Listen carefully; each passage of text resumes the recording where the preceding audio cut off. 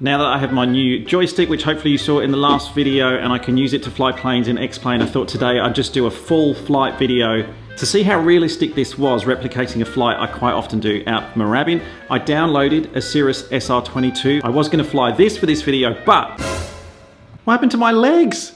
Yes, it seems this Cirrus SR22 does not come with a floor, which I think is going to make rudder control, directional control on the runway a little bit difficult. So instead what we're going to do is not use the SR22 and do this whole flight in the reliable, the old favourite. I mean, it's the best plane in XPlane, let's be honest. The SF50 Vision Jet.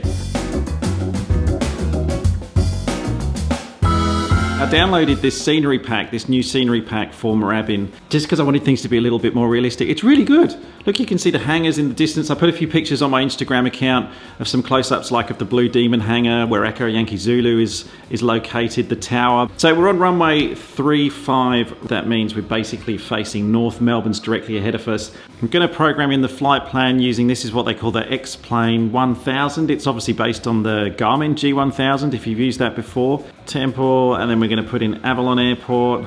Oop. I wish you could type on the keyboard, that's the only thing. It's a bit, if anyone knows if there's a quicker way to do this, I'm just using the mouse at the moment. I'd love to know, because it can take a while to program in, especially if you don't know your alphabet.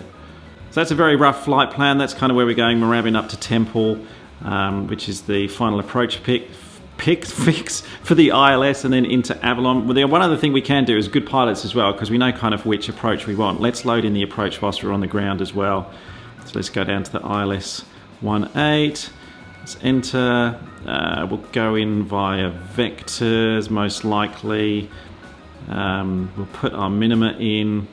Should know it. 360, isn't it? No, 290. Good thing I checked. But I've always been trained to add 50 feet onto that, just for a bit of a fudge factor, as it was called in my training. So let's go for 340 for the minima. We'll just load that for now. We're not going to activate it, and we'll just go back to the flight plan.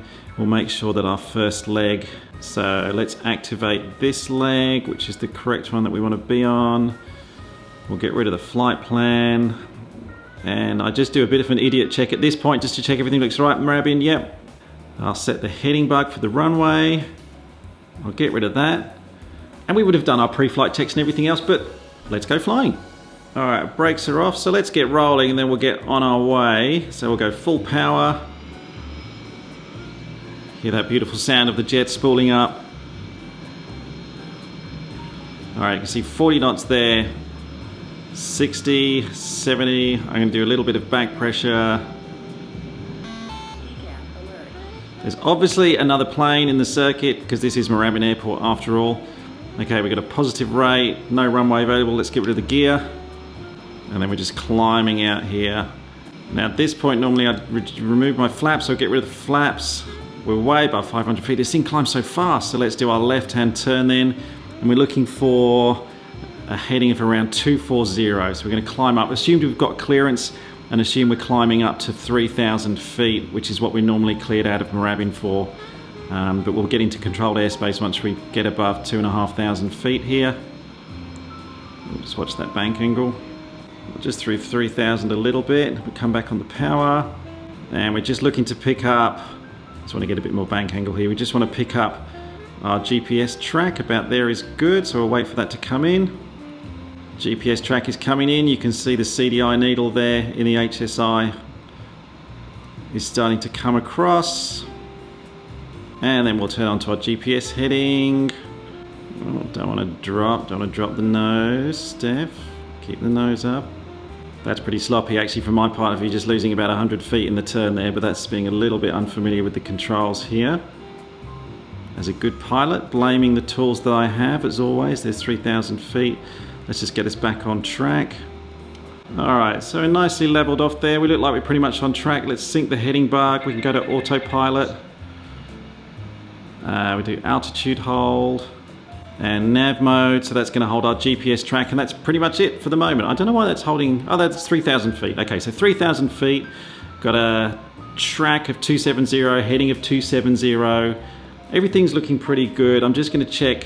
Now, I'm not as familiar with the engine settings, but I'm just going to bring us back to about 50% power, because we don't want to be racing across the bay. There's no point getting across too fast. At this point, we're probably going to be with Melbourne Centre Air Traffic Control. They're going to be giving us vectors pretty soon. And once they do, I'll do a couple of things. But at this point, that's when I'd be briefing myself on the approach. I'm assuming I've done all of that. I'm not going to teach you how to brief an approach. That's not why I'm here. But this is the point where we're kind of in the cruise, got a little bit of time, slow things down again and prepare ourselves, get the 80s for the airport, prepare ourselves for what's about to come up. Now, if we just go to the map page here, usually around this point, what will happen is Melbourne Centre will start to give us vectors. They normally give us a heading of around, what are we on, 270, so probably something like 300. So let's assume they did that. So it'd be something like Echo Yankee Zulu, turn right, heading 300 vectors for the ILS. At that point, I'd do a couple of things. First of all, I'd go to my heading of 300. In the autopilot then, I'd click on heading for heading mode, which means the autopilot is now flying the heading bug. We're not flying on the GPS anymore. And the moment I've been given vectors, the other thing that I do then, because I'm on the heading bug and I'm not actually flying along the GPS track anymore, is I come down to the CDI button and I would click on CDI. I think we're just going a little bit slowly, so I'm just going to put a bit more power in. And what that does now is we're obviously being vectored. I've got the localizer set up. I've got it set to ident here. You can see the ID, which is just waiting. I wouldn't normally do that in real life. I'd just ident it once because we probably would pick it up from here. But I know in this sim, you have to get quite close to the localizer before you can ident it. So I've left that on. And when the Morse code comes in, that's when we're going to check that we've got the right localizer frequency. So I'd come back here now, I'm on headings. I'd definitely be briefing the approach at this point if I hadn't done already. Now that we're on headings, now that we're on vectors, that's what I meant to say. Briefing the approach, going through the plates. Now I use Jefferson on my iPad for all of my IFR flying, and I basically just work my way through from the top to the bottom. So ATIS frequencies, what the missed approach procedure is going to be, what altitudes I should be at, what my hold procedure would be if I do get to hold at tempo, if that ever happens. What my altitude should be down certain points, etc. So briefing myself on what to expect here. But at this point, I'm really in the hands of air traffic control, and I'm just making sure that the aircraft's at the right speeds and that everything's looking good, ready for the approach. One thing I did just notice, because I was spending a lot of time setting this up and messing around, my fuel's pretty low at the moment. Always monitor your fuel.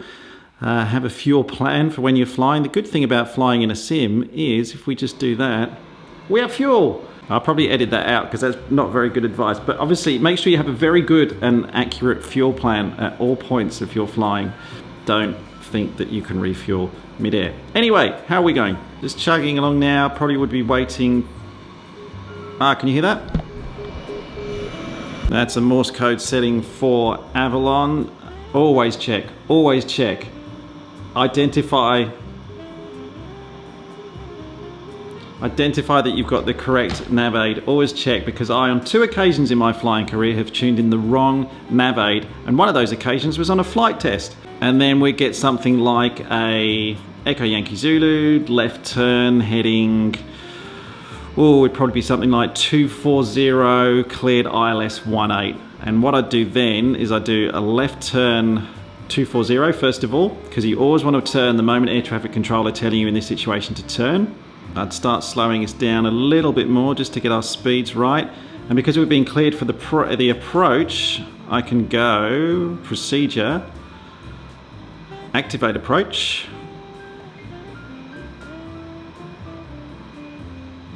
Now, different aircraft work in different ways. At this point, what I'll be doing in my autopilot is holding down heading and nav, which means we'll stay in heading mode, but we're arming nav mode. But what I'm going to do in this situation, in this flight sim, is I'm going to wait until the localizer comes in.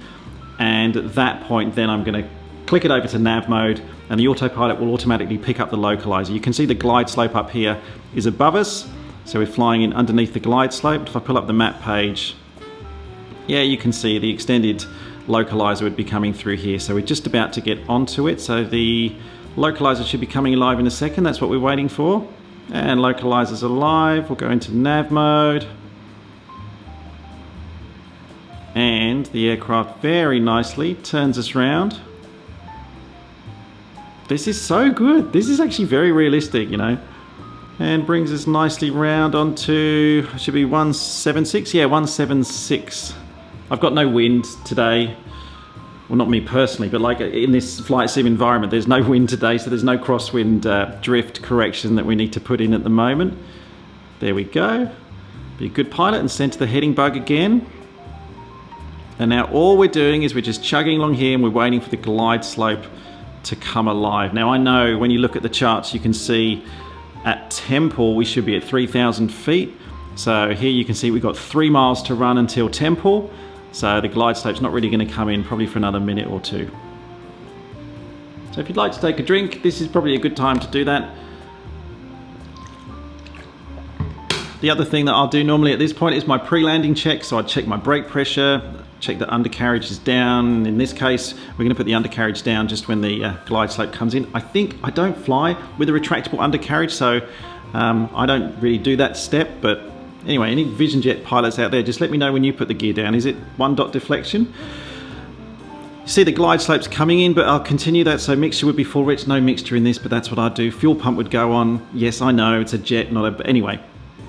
Instruments checked, switches are all checked, I turn landing lights on, everything like that if they're not already, and then I would have us ready for slowing down. So here comes the glide slope, almost 1 dot deflection.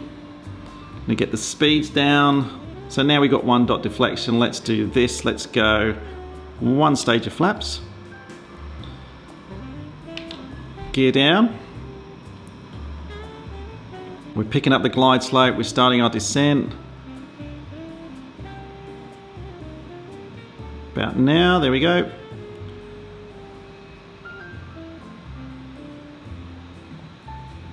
Approach mode is on, glide slope is captured, and we're working our way merrily down the glide slope. A little bit slow here, so I'm just going to bring it a bit of power in. Remember, this is a precision approach, so if you want to increase your speed, you're not controlling speed with pitch now, we're controlling speed with throttle. Again, not an instructor, just the way that I do it. And then I'm checking heights now as I'm coming down the glide slope. So my next checkpoint is on this chart. It's Icano. It's not actually in the system here, but I know that's 4.1 miles to run to Avalon. We should be at Icano is 1,340 feet. Let's just do a little bit of a check around the cockpit, make sure everything's good. That's actually quite a good view, so I can see I've got the runway ahead here. You can see the runway in the distance, but I can still see my PFD and everything that I need to. Now I suppose I shouldn't really be cheating. I should be flying this manually, shouldn't I? Hand flying this rather than just down the autopilot. So let's disengage. So then this would be the outer marker, which is beeping away there. We don't have an outer marker at Avalon anymore, but the check height for that is 1340. Altitude's looking pretty good at the moment. Just off the localiser a little bit. That's better. It does help having the flight director in here as well. You see that the purple arrows just above the yellow arrow. So I'm controlling the yellow arrows here. You can see when I'm making joystick movements up and down. You'd never do this on an ILS. I'm just demonstrating. You can see that I'm moving the yellow arrows. The purple arrows are telling me where I should point myself. It's really good. It really helps. If you really want to challenge yourself, your hand flying skills, turn that off. So turn the flight director off. There we go. Now there's no cheating whatsoever. All right, 940, our minima, remember, was 340. So 840 for 340. This is when I start calling the speeds, or calling the altitudes out. Speed's looking pretty stable. Approach is nice and stable, a little bit below the glide slope. So just come up a bit there. So 680 for 340. I know I've got 300 feet to run. You're looking up at this point when you're flying for real and you're really trying to look out to see the runway. If not, you've got the missed approach in mind. I've already got 3,000 feet there on the altitude selector, so I know what I'm climbing up to if I have to go missed. 500 feet for 340. A little bit left of track on the localizer, there we go. All right, 420. At this point, I'm looking up. Let's assume I'm looking up now. Now I am visual. I can see the runway ahead, which is great. So I'm going to reduce speed. I'm committing to land. I'm going to go my final stage of flaps. Keep a bit of forward pressure there. And on the pappies, a little bit low now. A little bit more speed. I actually slowed down a bit too much there. That's just unfamiliarity with the Vision Jet. Yeah, I got pretty low at the end there, but let's coming in. So coming into land, flaring over the runway. Here we go.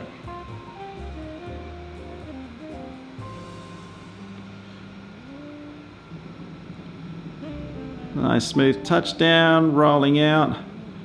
Power's all the way back.